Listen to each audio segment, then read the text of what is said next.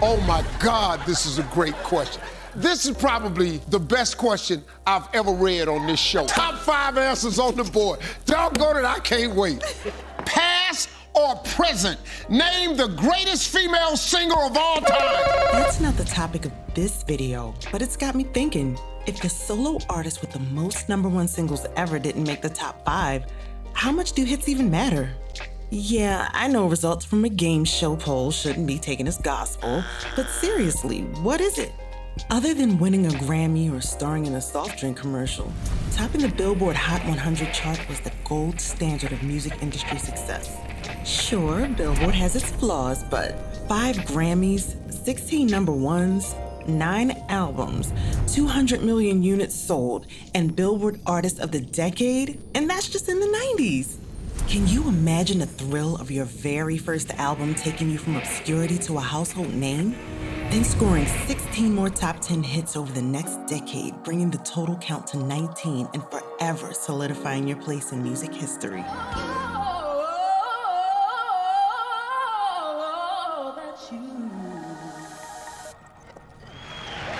Mariah Carey. At only 20 years old, this singer, songwriter is being groomed for huge success. Please help me welcome Mariah Carey. Mariah Carey released her first single, Vision of Love, in 1990 from her self-titled debut album. Fan or foe, there's no denying the influence it had on some of our favorite artists and styles of music. But maybe not for the reasons you might think. You see, this was a big bang moment, an epiphany. Audiences across the globe were wild. His royal bet, as Prince once said. A musician must satisfy 3 audiences: fans, critics, and other musicians. And this track did all 3. Meanwhile, Mariah's peers sensed there was a secret beneath it all. Perhaps this wasn't the ready-made fairy tale it appeared to be. Or was it? Mariah Carey was born in Huntington, New York on March 27, 1970. She was musically inclined from early childhood. In that same year, a new movement was sweeping America. Some call it the best of times, and some call it the worst. New York was music's epicenter, and its golden era was coming alive. Up-and-coming artists of the day that we now call legends sang out words of revolution. Those smash hits and B-sides became the backbone of our modern music culture. Sadly, that same year, we lost 2 of them, Janis Joplin and Jimi Hendrix. As if that weren't bad enough, the Beatles broke up and Diana Ross left the Supremes. However, a new crop of promising young talent was on the horizon. You see, in those days, singers had to be able to hold their own weight when singing naturally. No AI or plugins to smooth out shaky vocals and pitch problems, just 100% raw talent captured on tape. This was the only way to stay relevant and keep up with the competition. Unfortunately, while the music industry was reaching new heights, the Carey marriage hit new lows. By the time she was 3, Mariah's parents had separated. As she wrote in her 2020 memoir, The Meaning of Mariah Carey, I was always so scared as a little girl, and music was my escape. My house was heavy, weighed down with yelling and chaos.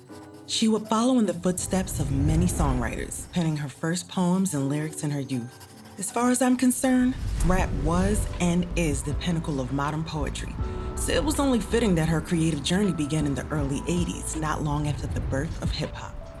Growing up biracial in that area, she constantly found herself navigating 2 worlds, one black and one white, never truly feeling accepted by either. And although Mariah's mother had a hand in her musical upbringing, she also learned a lot by mimicking what she heard on the radio and on television shows like Soul Train, not to mention the impact of hearing the hymns sung at her grandmother's church. Mariah had a growing sense of her mother's envy over the years. Patricia, her mom, once said to her, "You should only hope that one day you'll become half the singer that I am." Those harsh words fueled the flames of what was to come.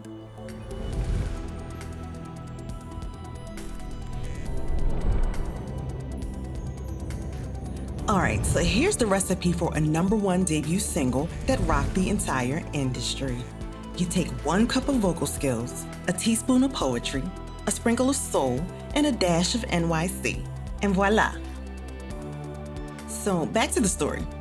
Mariah needs a demo, She doesn't have any money like most teens, and you already know that mom can't pay for it and probably wouldn't if she could. Then happy birthday, darling. Anniversary.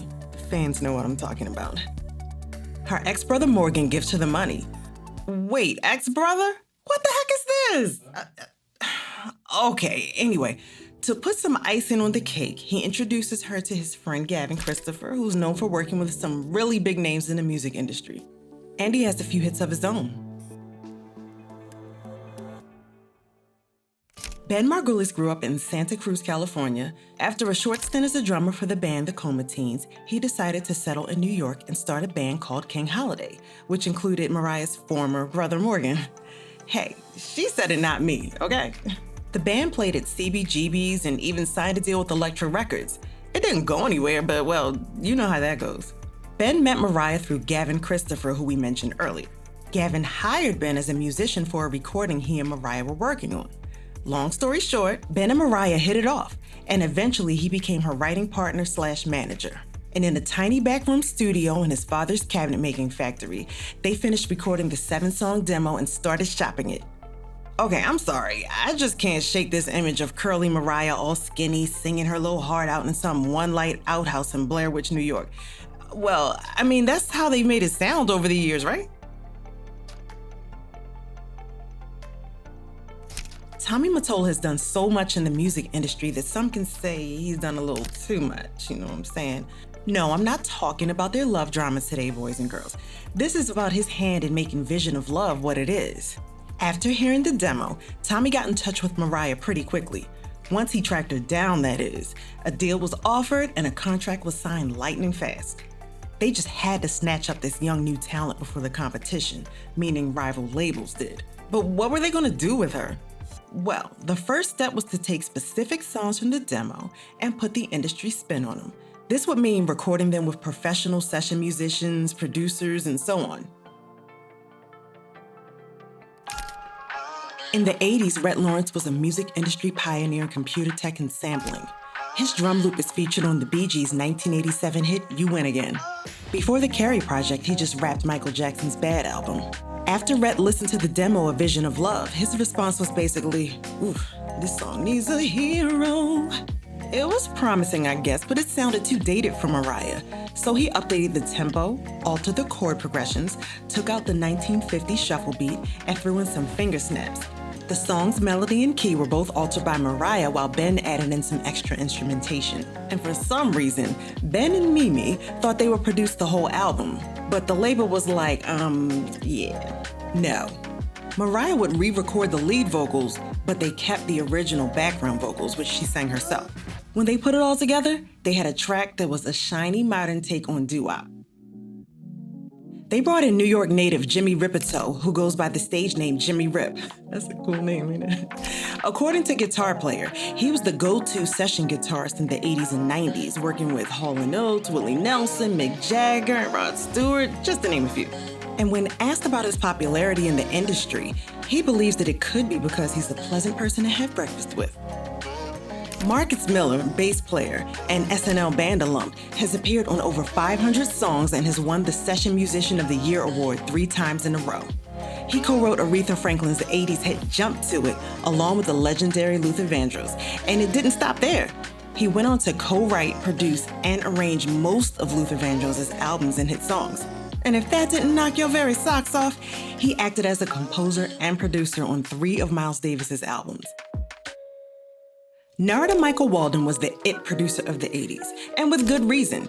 He started as a drummer in rock bands, going solo in the 70s, and eventually releasing 7 albums between 1976 and 1983 on Atlantic Records. In 1985, he built his own recording studio and began producing for just about every famous R&B and soul singer of the time. This would result in 57 number 1 hits.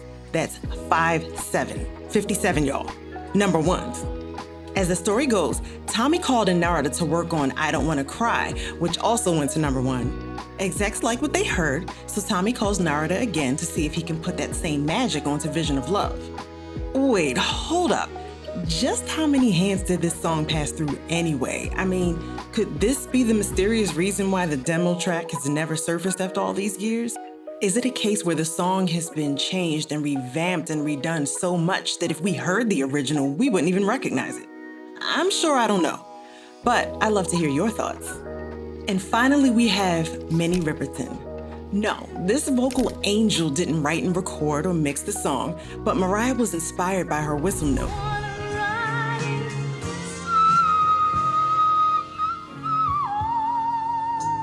It makes me wonder, if they released Vision of Love without that famous note at the end, would we have stayed tuned to see what she'd do next?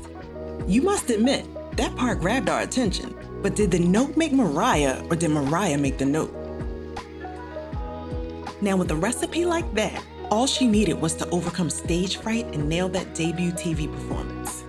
Little did she know, a young Beyonce, Kelly Clarkson, Brandy, and Christina Aguilera were all watching that night.